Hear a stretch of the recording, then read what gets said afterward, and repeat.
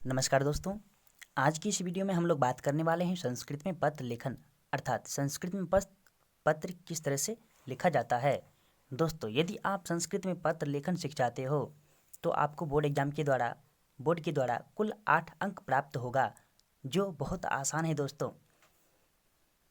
तो वह पत्र किस तरह से हो सकते हैं, किस प्रकार के पत्र हो सकते हैं, तो इस वीडियो में हम लोग पूरी तरह जानकारी प्राप्त करेंगे। दोस्तों, पत्र कई तरह के हो सकते हैं, जिसमें कि आपका एक आवेदन पत्र भी होता है। ज़्यादातर देखा गया है कि आवेदन पत्र प्रधानाचार्य के पास होता है, जो या तो छुट्टी के संबंध में हो सकता है या शुल्क क्षमा हेतु एक आवेदन पत्र हो सकता है। तो दोस्तों, एक ही वीडियो में कई भी प्रकार के आवेदन पत्र को हम लोग समझने का प्रयास करेंगे। एक ही वीडियो के द्वारा आप कई भी प्रकार के आवेदन पत्र को लिख सकते हैं। तो चलिए वीडियो को स्टार्ट करते हैं। दोस्तों, आपकी इस बोर्ड एग्जाम में किस तरह की क्वेश्चन को, किस टाइप के क्वेश्चन पूछ सकते हैं, तो क्वेश्चन को पहले समझने का प्रयास कीजिए।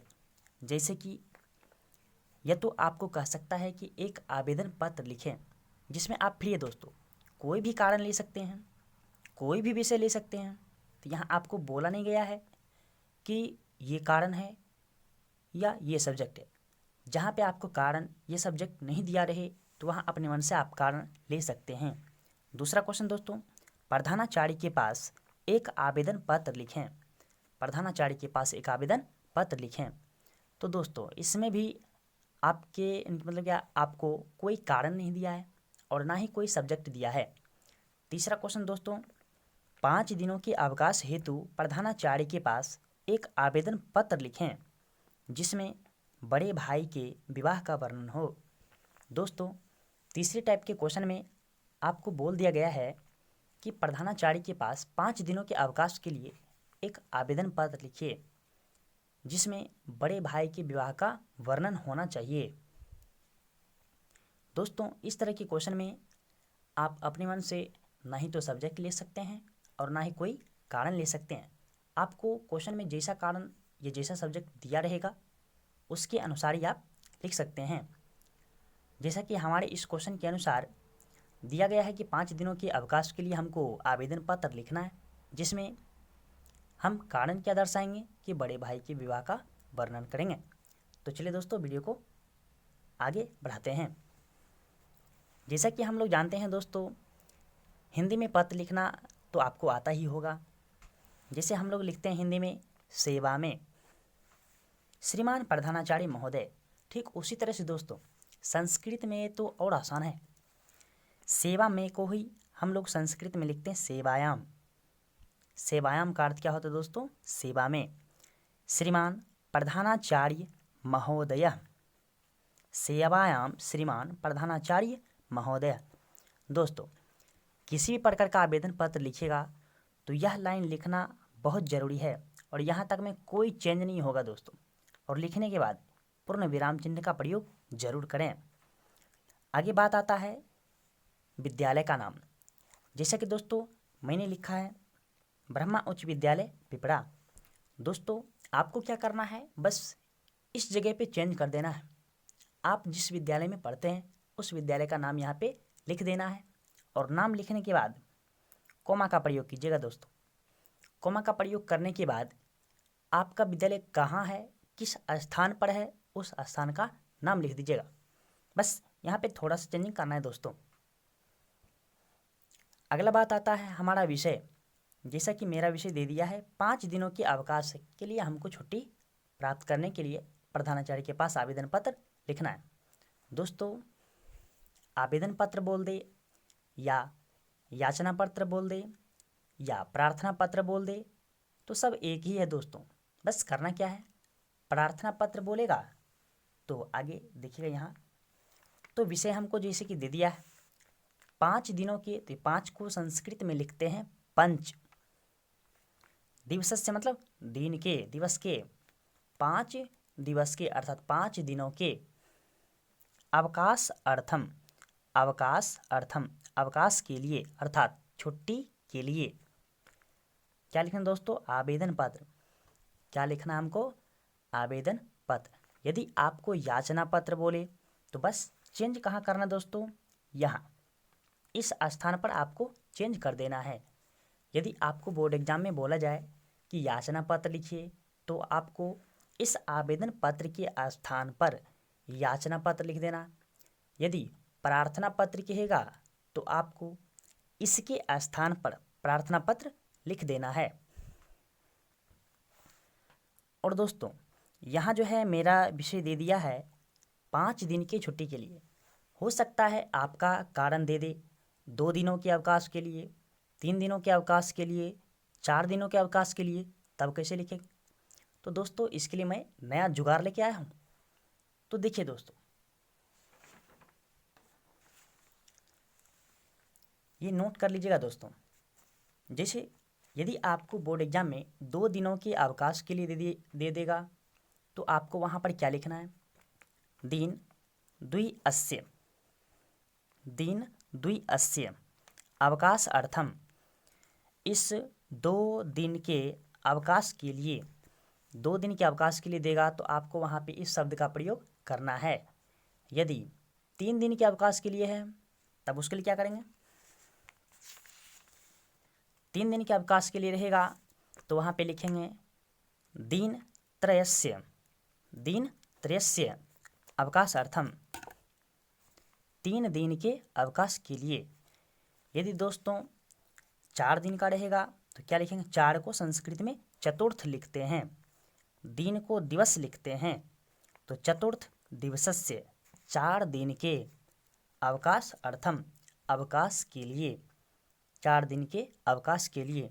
हो सकता है दोस्तों और भी दूसरा दे दें, जैसे 5 दिनों के लिए, जैसा कि हमारे इस पत्र में दिया गया है 5 दिनों के अवकाश के लिए, तो जिसके अनुसार कि हम लिख रहे हैं, तो इस पॉइंट को आप लोग नोट कर लीजिएगा दोस्तों, क्योंकि विषय आपका चेंज हो सकता है। तो चलिए आगे समझते हैं। यहाँ पे आपका चेंजिंग होगा दोस्तों, जैसा विषय वहाँ पर दिया जाएगा क्वेश्चन में, उसके अनुसार आपको यहाँ पे चेंज करना है। अगला बात आता है महाशय। जिसे हम लोग लिखते हैं हिंदी में महाशय सविनय निवेदन है कि, उसी तरह से संस्कृत में भी ठीक उसी तरह से होता है। आपको बस विसर्ग लगा देना। महाशय लिखने के बाद दोस्तों कोमा चिन्ह का प्रयोग कीजिएगा।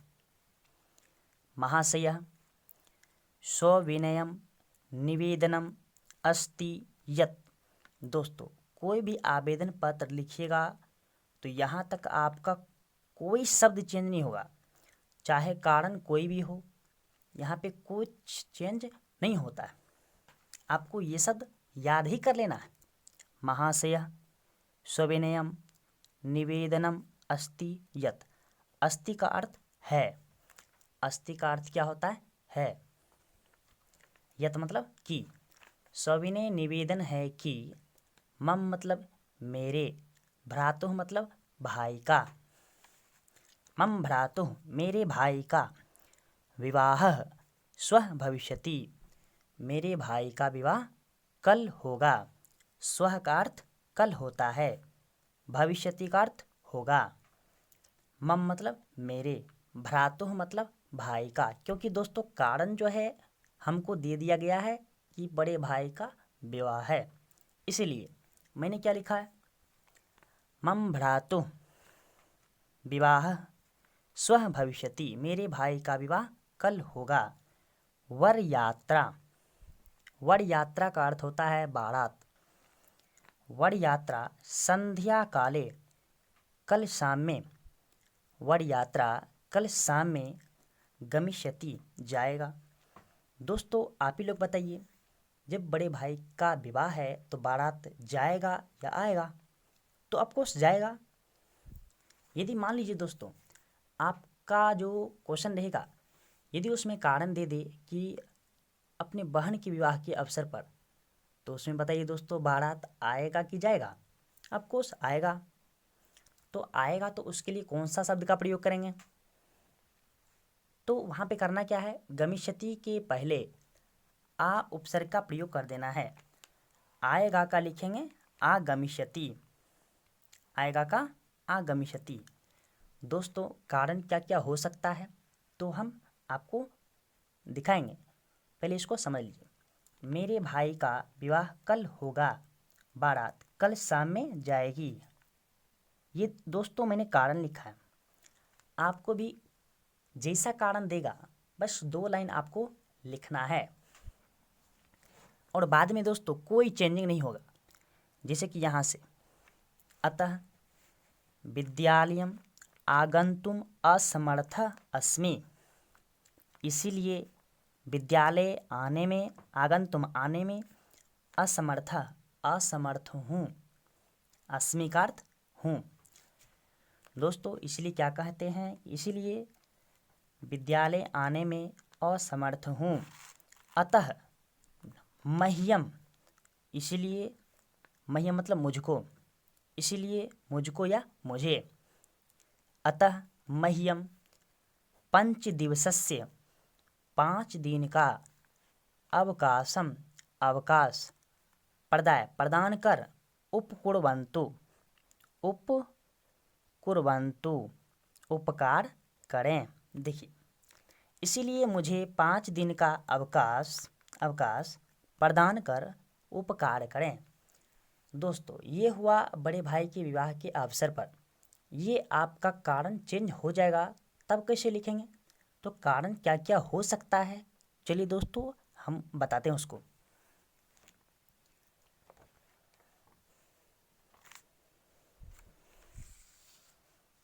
जैसे कि दोस्तों बड़े भाई के विवाह का वर्णन करने के लिए कहता था, तो हम वहाँ पे मम भ्रातुः लिखे थे, परंतु यदि बहन का विवाह रहेगा तब वहाँ पे क्या लिखेंगे, जैसे हिंदी में लिखते हैं मेरे बहन का विवाह कल होगा, बारात कल शाम में आएगी। बहन का विवाह है तो ये बारात कल शाम को आएगी। तो इसका संस्कृत बस कर देना दोस्तों। मेरे मतलब होता है मम, मेरे का संस्कृत मम, स्वसाया का अर्थ क्या, बहन का, विवाह मतलब विवाह, कल का होता है स्व, होगा का भविष्यति, वर यात्रा मतलब बारात, संध्या काले कल शाम में, गमिष्यति आएगी। समझे दोस्तों, बहन का विवाह होगा तो वहाँ पे इस शब्द का प्रयोग करेंगे। अब दूसरा कारण क्या हो सकता है, कह दे कि सब्जेक्ट तो आपको बता ही दिए, 2 दिन 3 दिन 4 दिन कितना भी दिन का हो सकता है, और कारण बोल दे आपको कि तेज बुखार हो गया है, इसके कारण आपको प्रधानाचार्य के पास 3 दिन का छुट्टी के लिए अवकाश पत्र लिखना है या आवेदन पत्र लिखना है।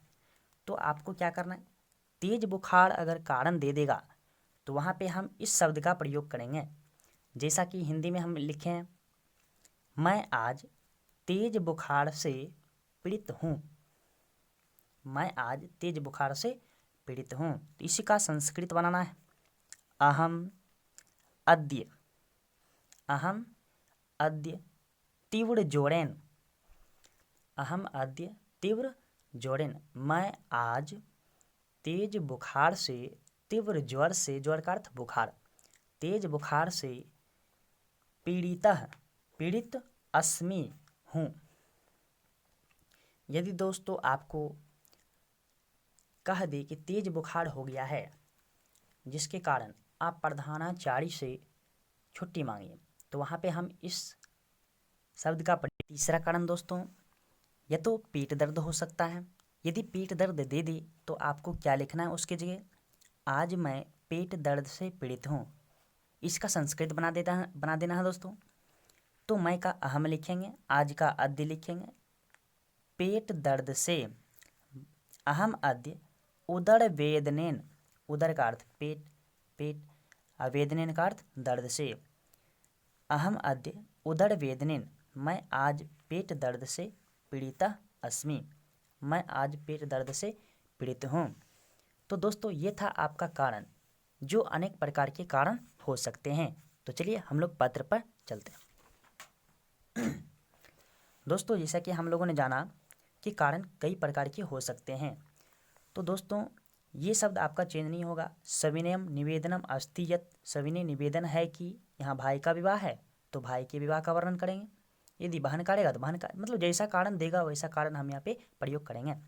मम भ्रातुः मेरे भाई का विवाह स्वः भविष्यति मेरे भाई का विवाह कल होगा। वर यात्रा बारात संध्या काले कल शाम में गमिष्यति जाएगा या जाएगी जाएगा। अतः विद्यालयम आगंतुम असमर्थः अस्मि।